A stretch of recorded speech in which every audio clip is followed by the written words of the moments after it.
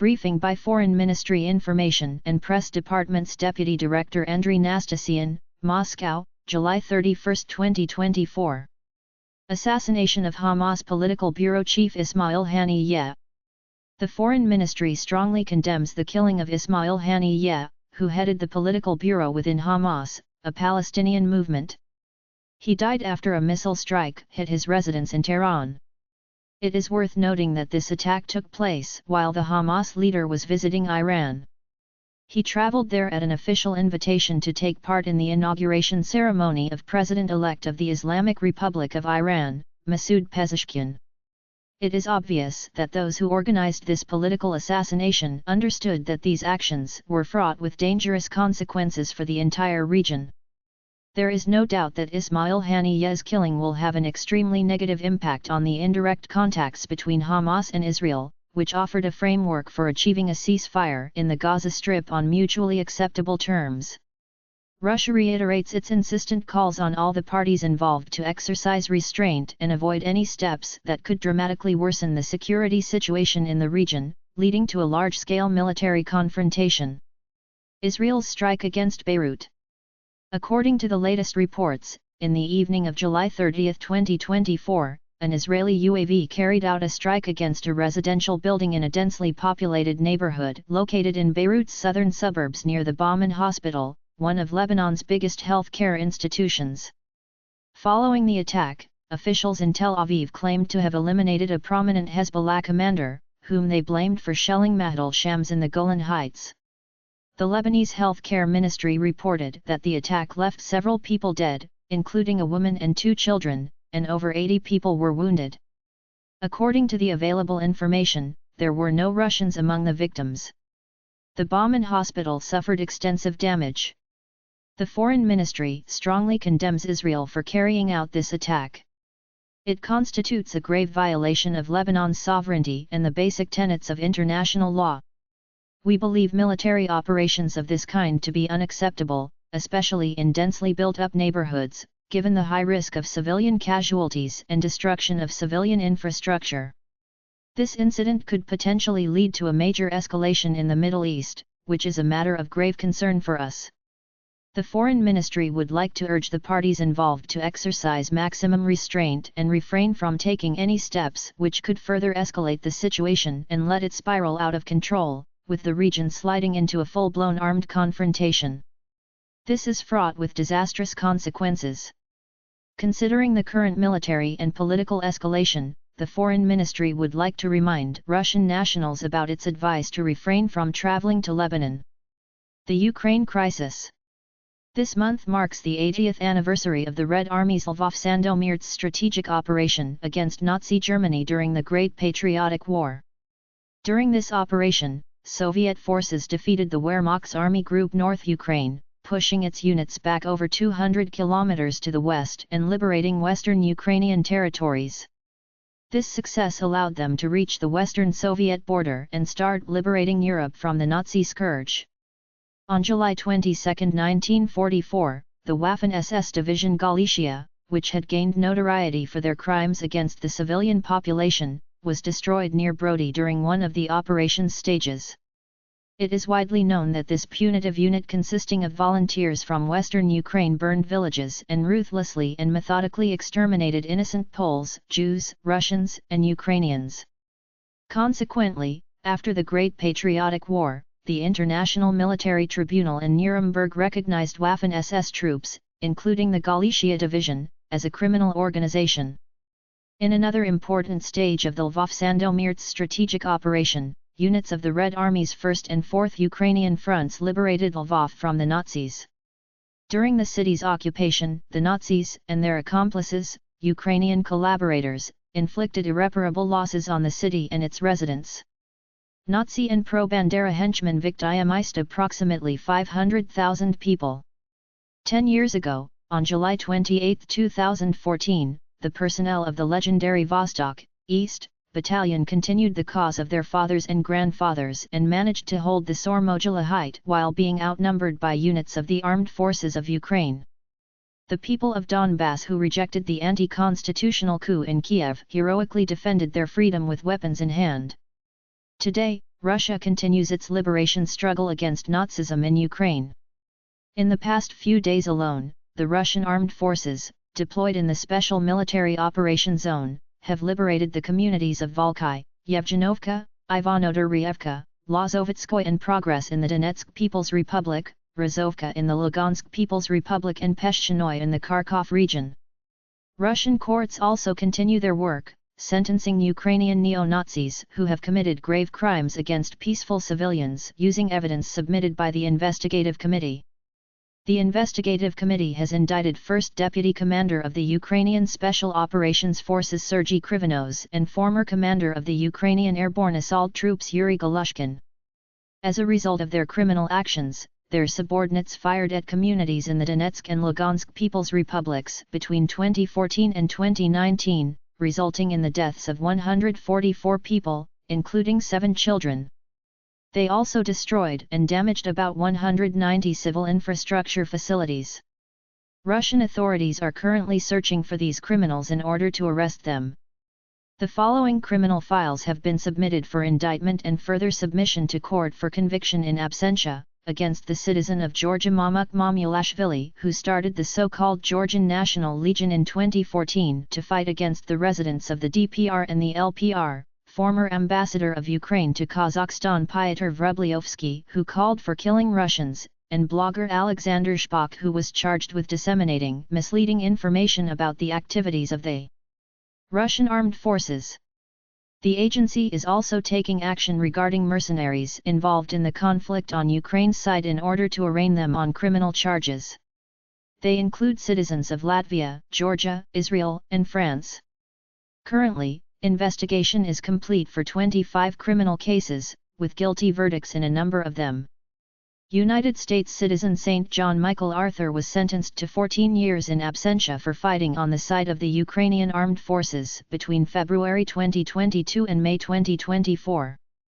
He is on the international wanted list.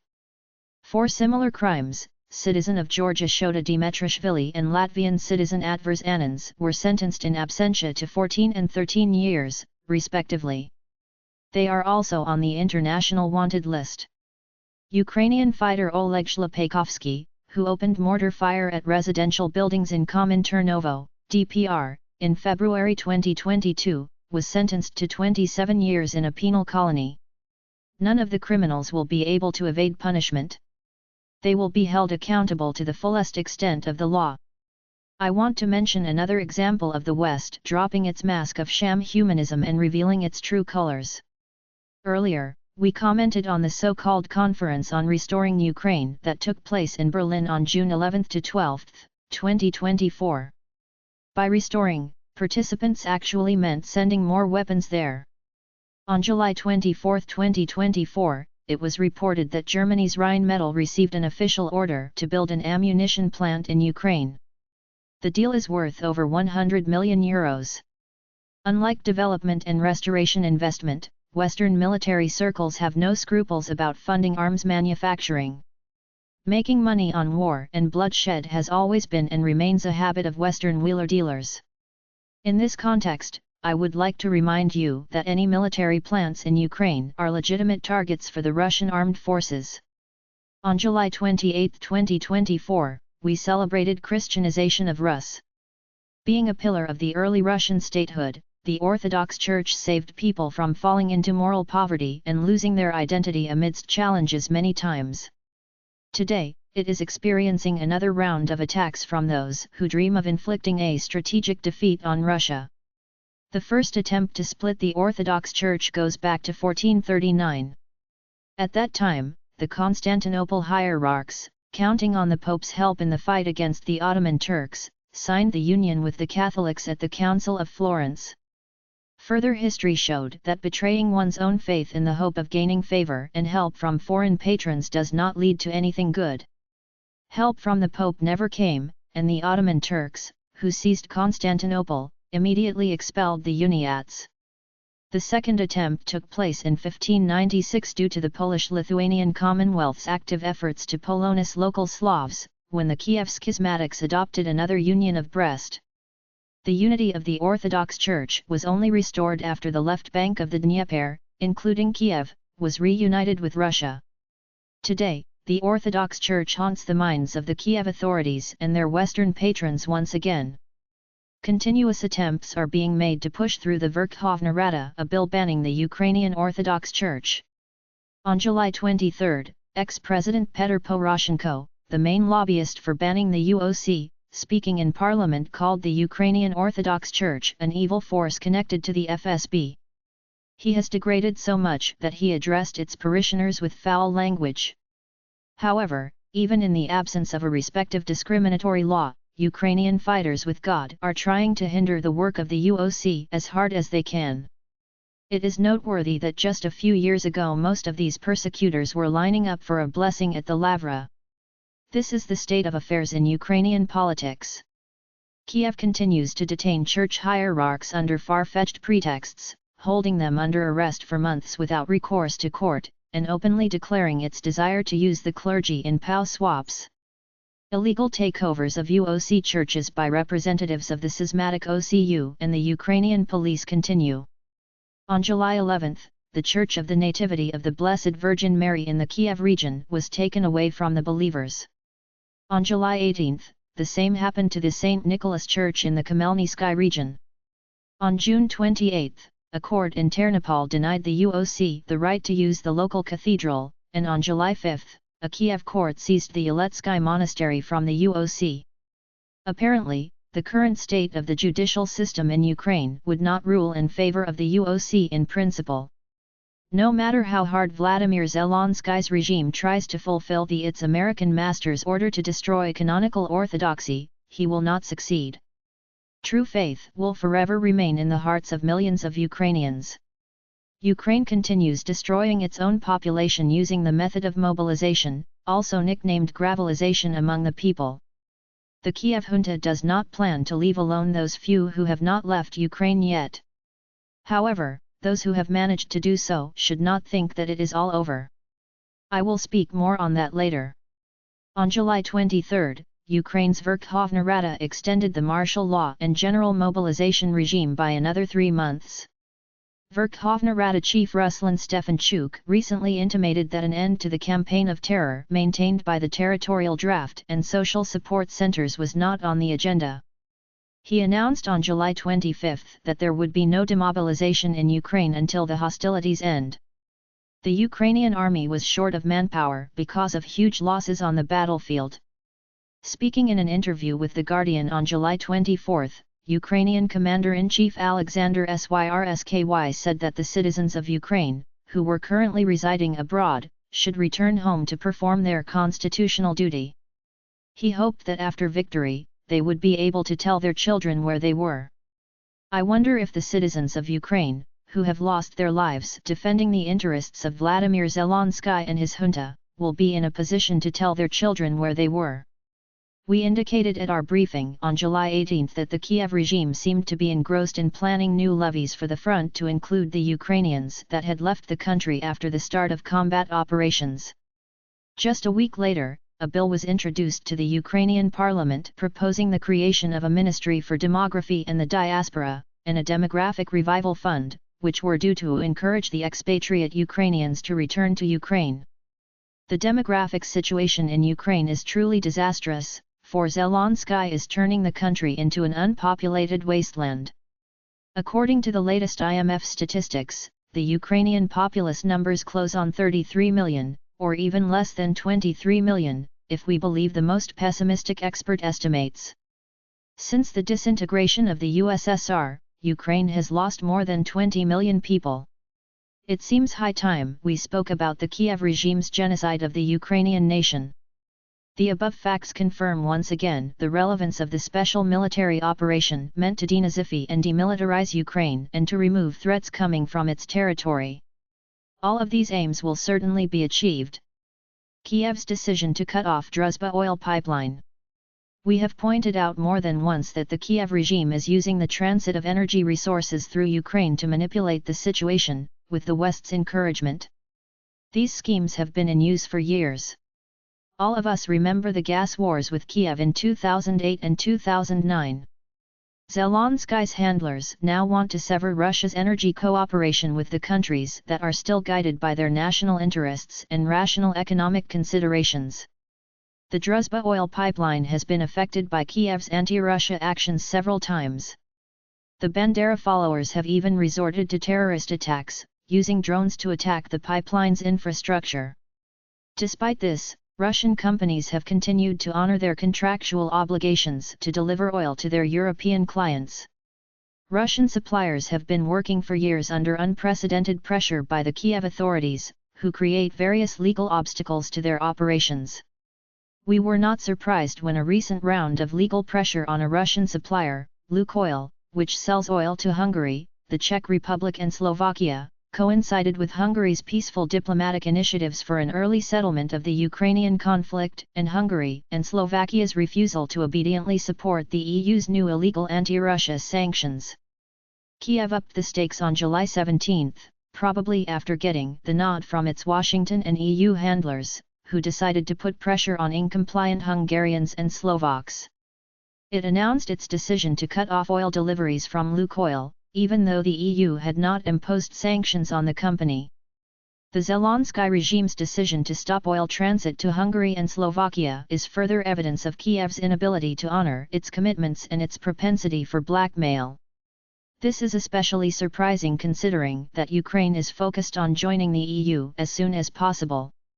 These reckless actions by the candidate country have endangered the energy security of 2 EU member states and several candidate countries. In addition, it is well known that both Hungary and Slovakia have more than once provided neighborly assistance to Kiev by sending hydrocarbons and electricity. As we have said more than once before, millions of ordinary Europeans have become victims of their government's anti-Russia policies. Moldova update. The ongoing deterioration of the socio-economic situation in Moldova, caused by the incompetent actions of the authorities and their dictatorial methods of government, has discredited the Moldovan leaders' European integration project in the eyes of the citizens.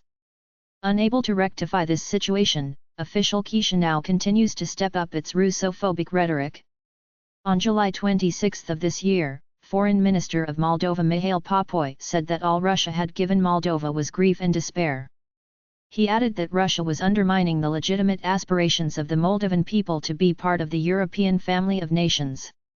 The following facts show the absurdity of such statements coming from a representative of the regime, which is guided by instructions from Brussels and Washington instead of the interests of the Moldovan people.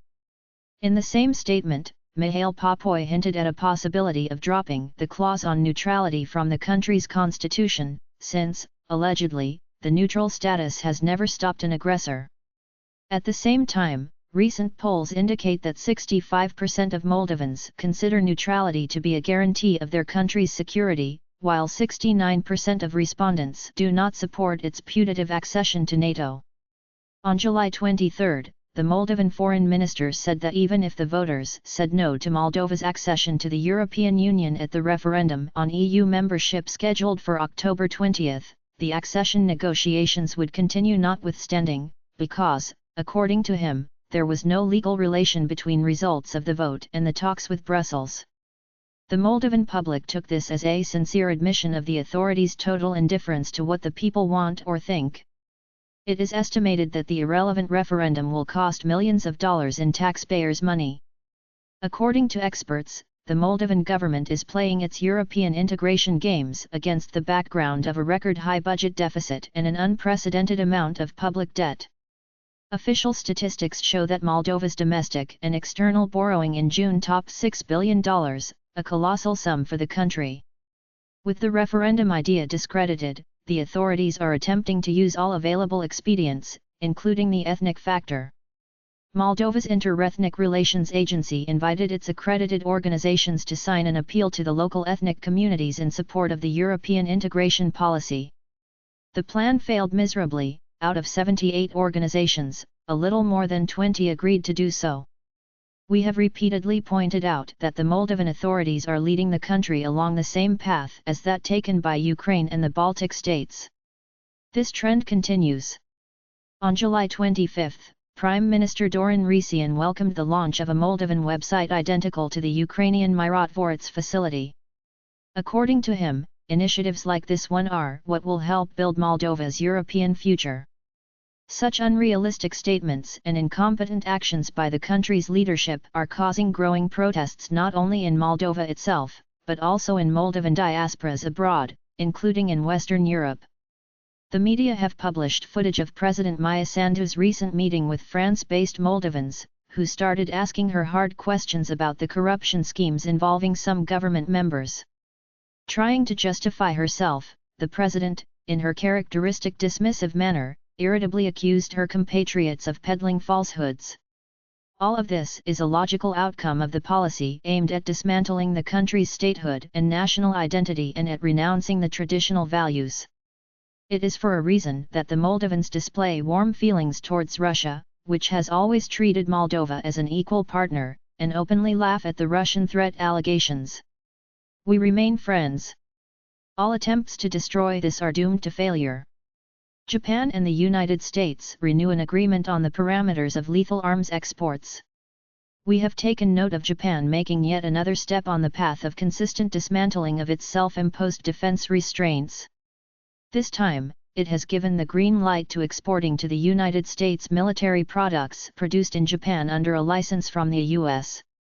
In this context, both Tokyo and Washington cynically refer to their bilateral mutual defense assistance agreement signed in 1954, while concealing the fact that the document bans such assistance from including any armaments which could be an offensive threat or serve other than to promote peace and security. Both sides are not concealing that their new understandings are about Japan exporting to the US Japanese-made interceptor missiles for Patriot systems. We have almost no doubt that these missiles could ultimately turn up in Ukraine, something that will inevitably entail grave negative consequences for global and regional security. We have to make yet another warning to the effect that we will regard Tokyo's deliveries of Japanese lethal military products to the armed forces of Ukraine as clearly hostile acts and reserve the right to undertake most resolute countermeasures, including in the context of bilateral relations with Japan. Germany detains Russian citizens accused of raising funds for ISIS. We have taken note of a report about Germany detaining on July 25 two Russian citizens accused of collecting money for the ISIS terrorist group. Though unwilling to anticipate the outcome of the investigation, we can clearly discern a trend towards an increase in terrorist threats in the European countries. In many respects, this results from the short-sighted policy pursued by the EU states that have become engrossed in helping the criminal Kiev regime to the detriment of their own security. They supply Kiev with arms, many of which end up being sold on the black market to criminal elements. They recruit mercenaries all over the world, who transit through Ukraine to more comfortable destinations in Europe, where they join the terrorist underground and sleeping cells. We would like to remind everyone that the UN Secretary-General's 18th report on ISIS threats to international peace and security of January 31, 2024, emphasized concerns in connection with ISIS-affiliated persons of North Caucasian and Central Asian origin migrating from Ukraine to Europe. Thus, the West's blind obsession with the idea to inflict a strategic defeat on Russia in Ukraine at all costs is boomeranging against them in the form of increased terrorist threats to their own citizens, whose security seems no longer a priority for the EU leadership. For our part, we condemn terrorism in all its forms and manifestations. Terrorism has no national, religious, or ethnic identity. Statements by IOC President Thomas Bach. In one of his recent interviews, International Olympic Committee, IOC, President Thomas Bach made new anti-Russia slurs. Thomas Bach baselessly called Russian initiatives on holding international sports competitions political propaganda running counter to the values of sport. He also claimed that athletes allegedly did not want to take part in performances and that sport federations did not want to fall under Russian control. The openly anti-Russia sentiment of Thomas Bach no longer surprises us. For some reason, however, he speaks on behalf of athletes and sport federations that can independently define their attitude towards new formats of international sport competitions suggested by Russia. We would like to emphasize that Russian initiatives are not directed against the Olympic movement and do not aim to create alternative platforms. They are called on to harmoniously supplement the current international timeframe of sport competitions. Our goal is to create favorable conditions for leading Russian athletes, being discriminated against by the IOC leadership, in honest and open competitions with athletes from other countries. What political performance and propaganda does Thomas Bach see here? Speaking of performances, the opening ceremony of the Olympic Games in Paris stunned the public with its outright lack of taste and disdain for the feelings of believers all over the world. If this is inclusivity with regard to the Olympic Games, something that Mr. Thomas Bach likes to speak about so much, then we are not sure that athletes and national federations share his approaches and those of organizers of the Olympic Games towards inclusivity. It is deplorable that the IOC president follows the directives of Western states and splits the world sport movement, and that he has virtually deprived Russian and Belarusian athletes of their dream to take part in the Olympic Games and to represent their states there. He thinks that this is not enough, and he strives to undermine the development of sport and international sport cooperation that involves Russia. We would like to remind everyone once again that sport is a universal value, and that participation in sport competitions is an inalienable right of any person. No one, including Mr. Thomas Bach, can monopolize this sphere of human activity. We are urging the IOC leadership to renounce their destructive anti-Russia line and to unfailingly honor the fundamental principles of the international Olympic movement.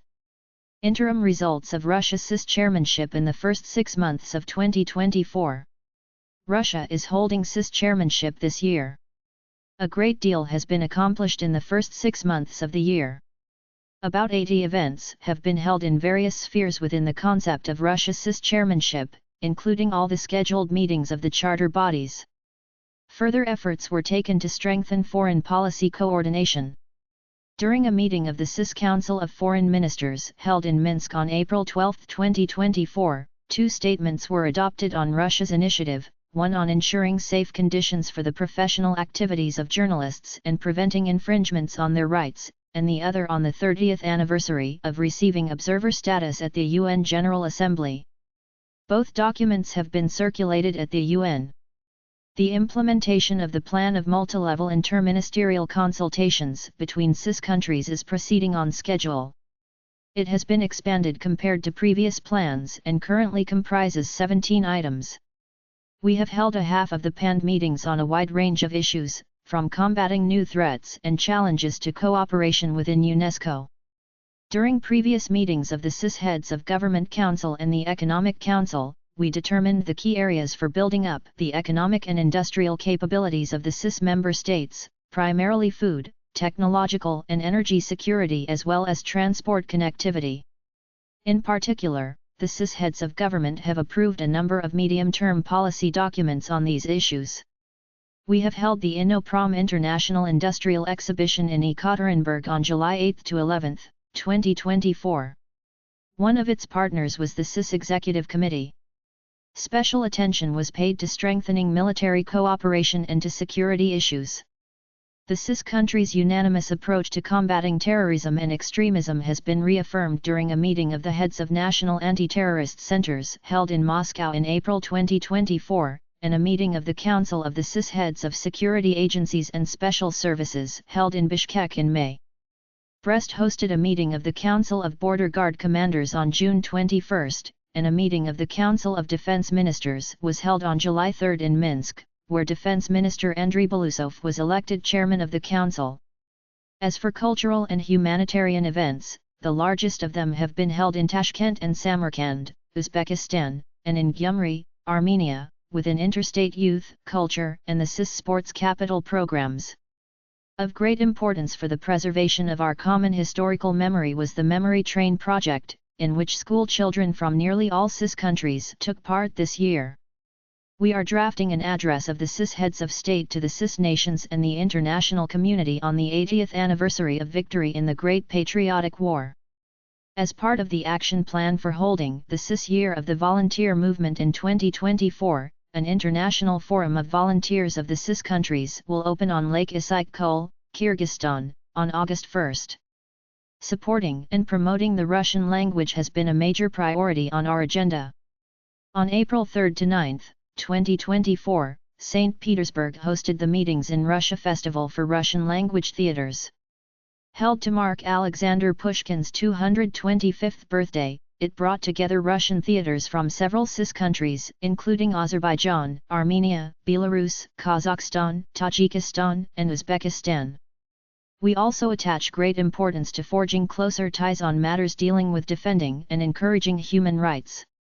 In June 2024, the Commission of Children's Rights Commissioners, Ombudsman, and the CIS Human Rights Commission held their meetings in Moscow and St. Petersburg. They have many elaborated plans for working on various matters, including efforts to improve national laws, exchange best practices on social guarantees and cybersecurity for minors. Russia has an equally packed agenda for the second half of the year as part of its CIS chairmanship. In fact, it includes over 150 items, with more new projects expected to be added down the road. The chairmanship will culminate with the CIS Heads of State Council meeting. It will take place on October 8 in Moscow. As per tradition, the CIS foreign ministers will hold a meeting on the eve of this event. The permanent representatives to the CIS in Minsk have already coordinated the agendas for these meetings. Finally, I would like to remind you that there is a special tab on the CIS Executive Committee's website where we post updates on the highlights of Russia's chairmanship. The Foreign Ministry's corresponding department also runs the CIS in Brief Telegram channel. We also publish this information on our official website. 80 years of liberating Kaunas from Nazi invaders. The Kaunas offensive started on July 28 and continued through August 28, 1944. It came down in history of the Great Patriotic War as part of the Belarus strategic offensive, which, in turn, took place during the offensive codenamed Bagration. With Vilnius liberated on July 13, 1944, the Soviet troops were ordered to defeat an enemy force on Neman's left bank, liberate Kaunas, and reach the East Prussian border. The troops taking part in liberating Kaunas included units of the 3rd Byelorussian Front under Army General Ivan Chernyakhovsky's command. Kaunas was a major stronghold and provided the shortest path to the German border. It was also a big transport hub, and Nazis used it to move around reserves and supply their units in the rear. The offensive started on July 29, 1944, with a barrage of artillery fire, followed by the Red Army troops advancing their positions. The Soviet Army liberated 53 communities and started encircling Kaunas in the first 24 hours. The Red Army's vanguard entered the city in the early hours of July 31, and fought its way to the city center by the middle of the day after crossing the Neman.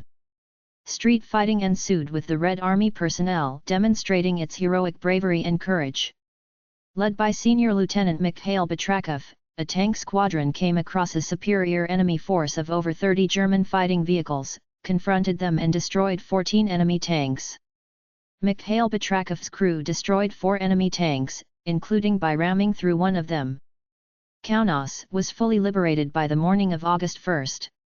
The Soviet troops took 43,966 German soldiers and officers prisoner during the operation, captured 912 weapons, 67 tanks and self-propelled artillery systems. During the battle to liberate Kaunas, 21 units distinguished themselves, earning the Kovna designation, the old name of Kaunas. The 80th anniversary of establishing diplomatic relations between the Soviet Union and Lebanon. On August 5, 1944, the Soviet Union established diplomatic relations with Lebanon. Moscow was one of the first to recognize this country's independence, and for the next 80 years, we have unfailingly maintained friendly links in politics, trade, and the economy, and in humanitarian affairs. The history of our bilateral cooperation goes back generations. In 1839, Emperor Nicholas I decided to transfer the Russian consulate from Jaffa to Beirut. The major part of Russian pilgrims traveling to the Holy Land transited through Lebanon.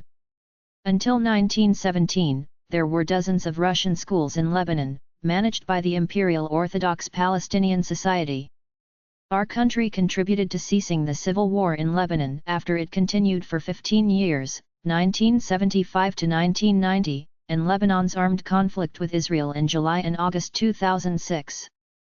Since the 1990s, our political contacts have notably intensified, we have substantially expanded the legal framework of our relations and established a bilateral intergovernmental commission on trade and economic cooperation.